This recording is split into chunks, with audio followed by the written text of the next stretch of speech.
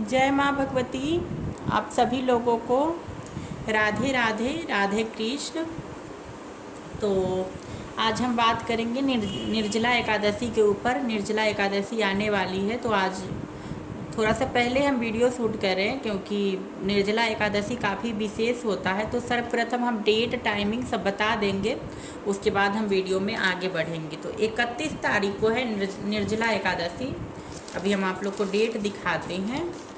तो ये देखिए 31 तारीख को है निर्जला एकादशी। तो चलिए हम बात करते हैं निर्जला एकादशी के ऊपर। 31 मई को है। तो निर्जला एकादशी कब मनाए जाते हैं? ज्येष्ठ महीने के शुक्ल पक्ष के एकादशी तिथि को निर्जला एकादशी मनाए जाते हैं। इसे भीमा एकादशी के नाम से भी जाना जाता है। तो चलिए अब बात करते हैं एकादशी के ऊपर। इसको साइड में रखते हैं और भगवान श्री कृष्ण के सामने बैठ करके हम वीडियो के बारे में बात करते हैं कि एकादशी कब से शुरू हो रहे हैं। तो एकादशी जो है सो शुरू हो रहे हैं, एकादशी शुरू हो रहे हैं 30 तारीख के दिन 1:07 से दोपहर में चालू हो रहे हैं। तो 2 दिन का एकादशी इस बार हो रहा है। तो एकादशी का नियम जो है सो दशमी के दिन से ही पालन किए जाते हैं। तो नियम इस बार कैसे पालन किए जाएंगे वो हम आपको बताएंगे। गर्मी का टाइम है, जो लोग समर्थ नहीं है, जिनका शरीर सक्षम नहीं है व्रत रखने में, तो वो लोग सात्विक आहार ले और प्रभु का कीर्तन करे, अच्छे से एकादशी का पूजन करे। कोई ज़रूरी नहीं है व्रत करने का। तो जिनका शरीर स्वस्थ है वही करे, क्योंकि काफ़ी गर्मी है और ऐसे शरीर को तकलीफ़ नहीं देना चाहिए। भगवान भी नहीं चाहते कि उनके बच्चे तकलीफ़ में हो। और हाँ, चावल ना खाए, क्योंकि चावल नहीं खाया जाता है। तो चलिए अभी कैमरा थोड़ा सा हम सेट करते हैं भगवान के पास में। तो चावल आप लोग बिल्कुल ना खाएं। तो उम्मीद करते हैं कि आप लोग को पता चल गया होगा जो हम बताना चाहते थे। तो दोपहर से ही एकादशी स्टार्ट हो रहा है 30 तारीख के दिन। तो दोपहर से ही व्रत चालू हो जाएंगे। दोपहर से ही जो है सो अन्न जल जो लोग नहीं ग्रहण करते हैं, निर्जला करते हैं, तो वो लोग जल त्यागेंगे दोपहर से ही। 30 तारीख के दोपहर से ही व्रत चालू हो जाएगा। और 30 को भी व्रत रहेंगे, 31 को भी व्रत रहेगा और 1 तारीख के सुबह 5:28 के बाद से पारण किया जाएगा। क्योंकि हमारे हिंदू धर्म में तिथि और सूर्य उदय दोनों को मान्यता मिला हुआ है। जिस तिथि में सूर्य उदय नहीं होगा उसका कोई महत्व नहीं रहता। तो उदया तिथि का व्रत ही फलदायी होता है। तो इसलिए उदया तिथि जो है सो 31 तारीख को प्राप्त हो रही है। तो 31 तारीख को ही निर्जला एकादशी का व्रत का पूजन किया जाएगा। तो ये हो गया बात। और उसके बाद व्रत जो है सो 30 तारीख के दिन दोपहर से क्यों रखना चाहिए वो हम आपको बताते हैं। एकादशी तिथि लग रहे हैं दोपहर 1:07 से। तो एकादशी में कुछ भी खाना पीना वंचित माना गया है। एकादशी जो भी करते हैं व्रत के बीच में कुछ भी खाते हैं तो उनको पाप लगता है। तो इसलिए जब से एकादशी व्रत प्रारंभ होते हैं तभी से लोग अन्न जल का त्याग करते हैं। इस तरीके से एकादशी व्रत का पूजन होता है। एकादशी व्रत का नियम काफ़ी कारा होता है, मतलब कि एकादशी के नियम में कोई भी चूक नहीं किया जाता है। क्योंकि कहा जाता है कि सारे व्रत का को तोड़ है बट एकादशी का कोई तोड़ नहीं है। एकादशी में कोई भी गलती माफ़ी के हकदार नहीं होता है, उनको सज़ा मिलता है। क्योंकि एकादशी सभी व्रतों में सर्वश्रेष्ठ माना गया है। जो भी लोग मोक्ष की अभिलाषा रखते हैं उन लोगों को एकादशी का व्रत करना चाहिए। साल में एकादशी 24 होते हैं, लेकिन इस बार मलमास के कारण 26 एकादशी मनाए जाएंगे। तो काफ़ी फलदायी है। इस बार 2 एकादशी बढ़ रहे हैं मलमास के कारण। जो है सो 26 एकादशी इस बार मनाए जाएंगे। तो 24 एकादशी अपने अपने में सब सर्वश्रेष्ठ है।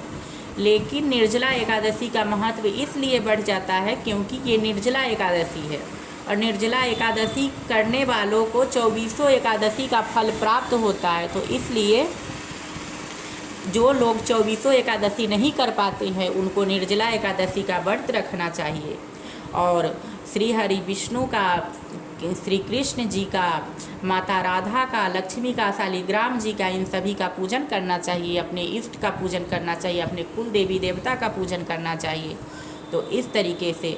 और सबसे विशेष महत्व रखता है ज़रूरतमंदों को दान। तो दान में क्या दे सकते हो? तो दान में आप दे सकते हो पानी का घड़ा, मतलब कि पानी शरबत भर के और मिट्टी के घड़ा में दान दिया जाता है। तो ये हो गया। छाते दान दे सकते हो, ज़रूरतमंदों को जूता दान दे सकते हो, खरबूज का दान किया जाता है, खीरे का दान किया जाता है, पैसे का दान दिया जाता है। तो ये सब जो आपका समर्थ है उस अनुसार आप दान दे सकते हो, कोई भी इसमें ये नहीं है। तो दान ये सब एकादशी के दिन दान कर सकते हो। एकादशी के दिन चावल दान नहीं किया जाता है। अगर चावल आपको दान करना है तो आप द्वादशी के दिन दान कीजिए।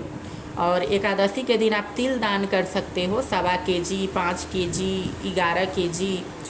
और उसके बाद गेहूं दान किया जा सकता है, क्योंकि माता लक्ष्मी का प्रतीक भी गेहूं को माना जाता है और लाल अनाज कहा जाता है गेहूं को। तो गेहूं भी आप दान कर सकते हो। तो गेहूं भी आप 5 kg से स्टार्ट करें, मतलब 5 kg, 10 kg, 20 kg, मतलब जितना आपका समर्थ है ना उतना दान दे। तो दान दे किसको आखिर? तो दान आप लोग ज़रूरतमंद को दे सकते हो। गरीब जो भी हैं सब दरिद्र कैटेगरी में आते हैं, तो उनको दान देना काफ़ी फलदायी माना जाता है। दान का मतलब ये है कि जो भी ज़रूरतमंद है, जिनको उस दान का ज़रूरत है, उसी को दान देना चाहिए। ये नहीं कि लाखों का लाख भरा हुआ है और उन्हीं को दान दो। आजकल आप लोग देखते होइएगा कि ब्राह्मण भोज लोग करवाते हैं, लेकिन लोग सोचते नहीं हैं उसी मंदिर में ना, मतलब कि 50-60 तो बच्चे ऐसे भूखे बैठे रहते हैं, इतना अजीबो गरीब कपड़े में। लोगों को पता नहीं दया नहीं आता क्या? मतलब देख करके ना मन रो जाता है। और वहीं पे 56 भोग ब्राह्मण को खिला रहे हैं खाना, और उन बच्चे को खाना नहीं खिला रहे हैं। तो उनको सोचना चाहिए उस जगह पे ब्राह्मण को ना खाना खिला करके उस बच्चे को खाना खिलाना चाहिए। हमारा शास्त्र ये कहता है, हमारा शास्त्र ये नहीं कहता कि ब्राह्मण को ही दान दीजिए। तो थोड़ा सा ये मेरा अलग सोच है, तो थोड़ा सा ये इस पे ध्यान दीजिएगा। और बहुत सारे लोग जो है सो अंधविश्वास के चक्कर में ज़्यादा है, और इसी वजह से हमारा जो भारत देश है ना वो आगे नहीं बढ़ पाता है। हमारे यहाँ पे अंधविश्वास काफ़ी है, तो अंधविश्वास में ना पड़े, अपने प्रभु के पे विश्वास कीजिए। और कोई भी जादू टोना टोटका इस सब पे विश्वास नहीं कीजिए। आजकल बहुत सारे पखंड फैलाने वाले बाबा प्रकट हो गए हैं। कोई पर्ची काटता है, कोई पता नहीं क्या करता है। तो उस टाइप के लोगों से आप बचिए। अपने घर में अपने प्रभु का, अपने आराध्य का, अपने इष्ट का, अपने कुल देवी देवता का पूजन कीजिए। और व्रत जो भी हमारे सनातनी धर्म में है, जो व्रत है, उपवास है, वो व्रत को कीजिए और अपने कुल को आगे बढ़ाइए, अपने न्यू जनरेशन को संस्कार दीजिए। यही तो है हमारा सनातन धर्म। और यही करने से हम सनातनी कहलाएंगे, ना कि हम लोग जो है सो रोड पे रोड शो करने से, चिल्लाने से, ये सब करने से हम लोग सनातनी नहीं कहलाएंगे। और हम लोग को क्या जरूरत ढिंढोला पीटने का? हम लोग तो हिंदू हैं तो और सनातनी हैं, ये तो सभी लोग जानता है। तो ढिंढोला उस बात का पीटा जाता है ना जो लुप्त हो चुका है। और हमारा सनातन धर्म इतना मजबूत है ना, जो पूरा वर्ल्ड मिल करके भी हिला नहीं सकता। तो इसलिए चलिए, हम किसी और टॉपिक पे हम चले गए थे, तो माफ़ कीजिएगा। और यहाँ पे ना मेरा घर जो है सो बीच मार्केट में है, रोड साइड में है, इस वजह से गाड़ियों का आने जाने का शोर होते रहता है, तो माफ़ कीजिएगा। और मेरे को ऐसा लगता है ना कि हमारे लड्डू गोपाल देख देख के ना ऐसे मुस्कुराते रहते हैं, तो अच्छा लगता है मुझे इनके साथ वीडियो बनाना। और हम बोल रहे हैं तो मेरे को ऐसा लग रहा है ना कि ये मंद मंद मुस्का रहे हैं, तो आप लोग नोटिस कीजिएगा इस बात को भी। तो हम पता नहीं कहाँ चले गए थे। तो चलिए अभी हम बात करते हैं पूजा के ऊपर। तो निर्जला एकादशी का व्रत हम करते हैं, क्योंकि मेरे लिए पॉसिबल नहीं है 24 या 26 एकादशी का व्रत करना। और एकादशी का नियम का पालन 3 दिन किया जाता है। जैसे अगर एकादशी के दिन व्रत करना है तो दशमी के दिन सुबह में नहा धो करके उस दिन सात्विक भोजन करेंगे। तो सात्विक भोजन में हम क्या खा सकते हैं वो हम आपको बताते हैं। उस दिन आप आलू का सब्जी और रोटी खा सकते हो। जैसे आलू का सब्जी में तेल कम डालें, मतलब घी में बनाया जाता है। सरसों का तेल अगर आपके यहाँ पे शुरू से खाए जा रहे हैं तो कोई बात नहीं, आप डाल सकते हो, लेकिन घी में ही कोशिश करें बनाने का। और घी, थोड़ा सा हल्दी और सेंधा नमक डाल के, मतलब सात्विक खाना का मतलब ये है ना कि ज़्यादा उस खाना को ना स्वादिष्ट ना बनाएं, मतलब कि जो हमारे जो ऋषि मुनि सब आहार लेते हैं उस टाइप से उस खाना को बनाएं, एकदम साफ स्वच्छ से। और उस खाना को बना करके श्री हरि विष्णु को आवाहित करें, बोले कि हे प्रभु आप ग्रहण कीजिए, उसके बाद ही हम ग्रहण करेंगे। उससे पहले आप गाय को खाना भेजें, तो गाय खाना खाएंगे। उसके बाद खाना उस दिन जो है सो पीतल या फिर कांसे की थाली में भोजन करें, अगर हो सके तो। मेरा मानो तो उसी में ही करें। पानी पीने के लिए गिलास भी कांसे, पीतल या फिर ये कॉपर का भी यूज कर सकते हैं, तो ये सब बर्तन यूज करें पूजा पाठ में। तो वो, और फिर हाथ जोड़ करके प्रभु को धन्यवाद करें। फिर उस जो भी खाना है उसको जल से 3 बार घेर दें और फिर उस खाना को आरंभ करें। जल से घेरना यानी कि भगवान का प्रसाद ग्रहण करना, और भगवान को प्रणाम करें और फिर उस खाना को खाएं। फिर अगर आप चाहें तो दोपहर में भी खा लें, और दोपहर में खाने के बाद आप लोग अच्छे से ब्रश कर लें। दोपहर में ही ब्रश करना है, 1 बजे से पहले ही खाना खाना है, ध्यान रखिएगा। अच्छे से ब्रश कर लें और दांत अच्छे से साफ़ कर लीजिए। फिर उसके बाद आप पानी पी सकते हो, फ्रूट्स खा सकते हो। ऐसा नहीं है कि निर्जला व्रत आपका 30 तारीख से ही स्टार्ट हो जाएगा, मतलब तो उसके बाद आप मतलब कुछ भी फल आहार ले सकते हो, पानी पी सकते हो। उसके बाद रात्रि के टाइम में दूध पी सकते हो, फल कुछ भी खा लीजिए। उसके बाद फिर से आप दांत साफ़ कर लीजिए। दांत साफ़ करने पे ज़्यादा ध्यान दीजिएगा, क्योंकि एकादशी के दिन दातुन या फिर ब्रश नहीं किया जाएगा। तो रात में आप ब्रश करके फिर सोइएगा। सुबह प्रातः कोशिश कीजिएगा कि सुबह सुबह ही उठें। कहा जाता है कि गृहस्थ जीवन में आप किसी भी टाइम प्रभु का नाम लीजिएगा तो आपका पूजा स्वीकार्य होगा। तो फिर भी सुबह सुबह ही उठ के पूजा करना चाहिए, तो हम इसीलिए बोल रहे हैं। तो सुबह सुबह ही उठ जाइएगा। उसके बाद नहा धो करके सुबह में पहले प्रॉपर पूजा, जो भी आपके मंदिर का पूजन होता है वो पूजन आप कर लीजिएगा, क्योंकि एकादशी के पूजन में काफ़ी टाइम लग जाएंगे। तो ये सारे पूजा करके एक छोटे से चौकी लगा के वहाँ पे कलश को स्थापित करेंगे। पंच देवी देवता का पूजन करेंगे। पंच देवी देवता में आपके कुल की देवी होंगी, भगवती होंगी, श्री हरि विष्णु होंगे, गणेश जी होंगे, शंकर जी होंगे और एक सूर्य भगवान होंगे। तो इस पंच देवता का पूजन करके, क्योंकि नवग्रह का पूजा आप अगर करोगे तो पंच देवता का पूजन आप नहीं भी करोगे तो कोई बात नहीं है, लेकिन नवग्रह का अगर आप पूजन नहीं कर रहे हो तो पंच देवता का पूजन अनिवार्य होता है। और अगर पंच देवता का पूजन भी नहीं कर पाओ तो आप लोग को गौरी गणेश का पूजन करना पड़ेगा। तो गौरी गणेश को स्थापित करें, गौरी गणेश जी का पहले पूजन करें, धूप दीप दिखाएं, पंचोपचार से उनका पूजन करें। ध्यान रखिएगा उस दिन चावल का यूज नहीं होगा, उस दिन तिल या फिर गेहूं से पूजा करें। तो सारे भगवान जी को तिल अर्पित नहीं होता है, जैसे देवी भगवती को तिल अर्पित नहीं होगा, श्री गणेश जी को तिल अर्पित नहीं होगा, गौरी को तिल अर्पित नहीं होगा, इसलिए गेहूं रखें, गेहूं से पूजन होगा। सारे देवी देवता को गेहूं छोटा छोटा सा रख के और फिर पान के पत्ता रख के और फिर स्थापित करें। और छोटे देवी देवता हैं तो नहीं तो थोड़ा थोड़ा सा गेहूं रख के फिर ऊपर से विग्रह को स्थापित करें। अब विग्रह कौन सी रखे जाएंगे, तो विग्रह में आप लड्डू गोपाल का भी, श्री हरि विष्णु का ही रूप है, तो इनको भी स्थापित करके पूजा कर सकते हो। शालिग्राम का भी पूजा कर सकते हो, श्री हरि विष्णु का विग्रह है तो उनका पूजा कर सकते हो। और तो पूजन कैसे किया जाएगा, तो सर्वप्रथम गौरी गणेश का पूजन होगा, उसके बाद कलश का पूजन होगा, उसके बाद जो भी प्रमुख जो देवी देवता हमारे श्री हरि विष्णु है जिनका एकादशी का व्रत आपने रखा है उनका पूजन होगा। उसके बाद जो एकादशी का व्रत का कथा है उसका श्रवण करेंगे हम लोग। उसके बाद आरती होगा। उस दिन 11 दीप जलाने का विशेष महत्व है, तो 11 दीप शाम के समय में जलाएं और वहाँ पे रखें और प्रभु से प्रार्थना करें कि हे प्रभु जो भी पूजा में त्रुटि हुई है वो सब क्षमा करें, और हे प्रभु आप हमसे प्रसन्न होइए और इस भयानक कलयुग से हमें बचाइए, हे प्रभु हमें ज्ञान प्रदान कीजिए। तो ये हो गया पूजन का, इसी तरीके से पूजन होगा।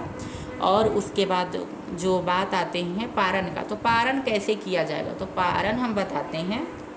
पारण जो है सो 1 तारीख के सुबह 5:28 से स्टार्ट है पारण का मुहूर्त। तो पारण के भी दिन पारण के दिन, द्वादशी के दिन चावल बनाए जाएंगे। तो किसी किसी के यहाँ पे खिचड़ी बनाने का परंपरा है, हमारे यहाँ पे खिचड़ी नहीं बनाए जाते हैं, हमारे यहाँ पे उस दिन दाल चावल बनते हैं। तो उस दिन बनेंगे जो अरवा चावल बोलते हैं उनका चावल बनेगा, दाल बनेगा। और ध्यान रखिएगा लहसुन प्याज का यूज द्वादशी के दिन भी नहीं किया जाएगा, और सरसों तेल का भी यूज नहीं किया जाएगा। उस दिन घी में ही खाना बनेगा।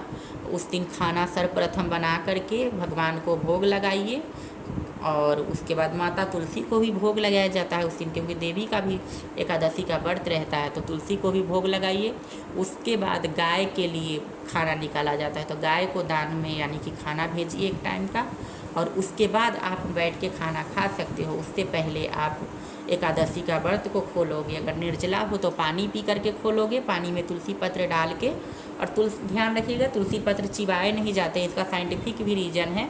जो तुलसी के जो रेशे होते हैं ना, उसमें एसिड पाए जाते हैं जो दांत के लिए अच्छे नहीं होते हैं, इससे कैंसर वैंसर आदि रोग का डर होता है, तो इसलिए चबाए नहीं जाते। और हमारे शास्त्र कहते हैं कि देवी माता तुलसी को चबाएंगे कैसे, इसलिए उनको निगले जाते हैं। तो पानी के साथ तुलसी भी निगल करके जो निर्जला है वो अपना व्रत खोलेंगे, और बाकी जो अन्न नहीं खाए हैं तो वो कुछ भी प्रसाद खा करके अपना व्रत तोड़ेंगे, इसी तरीके से है।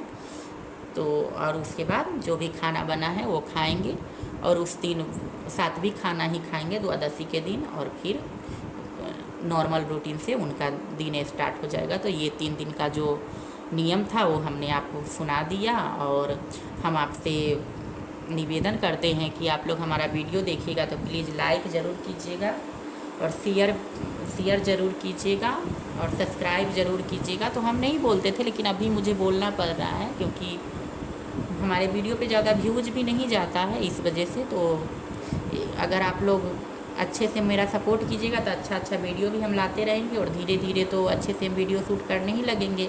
अभी तो मेरा स्टार्टिंग ही है, अभी तो 2-3 महीना भी नहीं हुआ है। तो चलिए, आप सभी को निर्जला एकादशी का एडवांस में बहुत बहुत बधाई। और एक बार फिर से हम आप लोगों को बता देते हैं, 31 तारीख के दिन निर्जला एकादशी या फिर भीमा एकादशी 2 नामों से जाना जाता है, वो मनाया जा रहा है। तो आप लोग को बहुत बहुत बधाई। आप लोग अच्छे से श्री हरि विष्णु का पूजन कीजिए।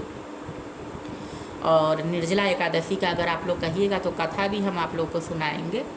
और बाकी अभी के लिए इतना ही, काफ़ी बड़ा वीडियो हो गया है, 17-18 मिनट का हो गया है। तो चलिए, जय माँ भगवती, राधे राधे। इतना पे ही अब वीडियो को विराम देते हैं।